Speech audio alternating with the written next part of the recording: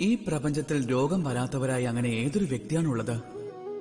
ഏതൊരു വ്യക്തിയും എപ്പോഴെങ്കിലുമൊക്കെ രോഗത്തെ നേരിടുക തന്നെ ചെയ്തിരിക്കും. ഏവരുടെയും ശരീരത്തെയാണ് രോഗം ബാധിക്കുന്നത്. അതുപോലെ രോഗം വരികയും പിന്നെ അത് മാറുകയും ചെയ്യുന്നതാണ്.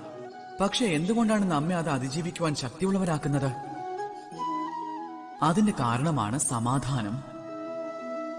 നമ്മുടെ ഈ ശരീരത്തിന് സമാധാനമില്ലാതെയാകുമ്പോൾ ഒരു വ്യക്തി ശാരീരികമായ രൂപത്തിലാണ് വേദന സഹിക്കുന്നത്.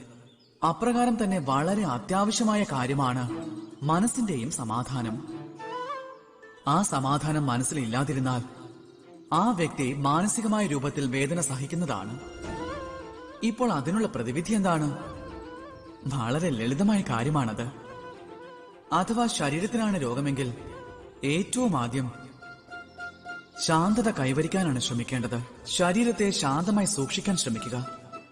തിരിച്ചറിവോടുകൂടി സമാധാനമായ ആ രോഗത്തെ നേരിടുക. ഭയഭീതരാകേണ്ട ആവശ്യമേ ഇല്ല. വ്യായാമം ചെയ്തുകൊണ്ടിരുന്നാൽ എല്ലാം ശരിയാകുന്നതാണ്.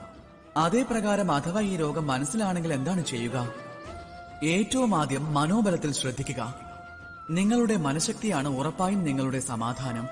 എന്താണോ നിങ്ങൾ കഴിക്കുന്നത് അതുപോലെയായിരിക്കും വളരുക. അതേ പ്രകാരം നിങ്ങൾ എന്താണോ ചിന്തിക്കുന്നത് നിങ്ങളും അതുപോലെ തന്നെയായി തീരുന്നു. അതിനാൽ ആ ചിന്തയെ നന്മ നിറഞ്ഞതാക്കി മാറ്റുക. പിന്നെ നിങ്ങളുടെ കാഴ്ചപ്പാടിനെയും അങ്ങനെ തന്നെ ആക്കുക. അപ്പോൾ എല്ലാം തന്നെ ശരിയാകും. എന്റെയും നിങ്ങളുടെയും എല്ലാവരുടെയും ഉള്ളിൽ ഒരു രാക്ഷസൻ ജീവിക്കുന്നുണ്ട്. അയാളെ നേരിടുക, എന്നിട്ട് പരാജയപ്പെടുത്തുക.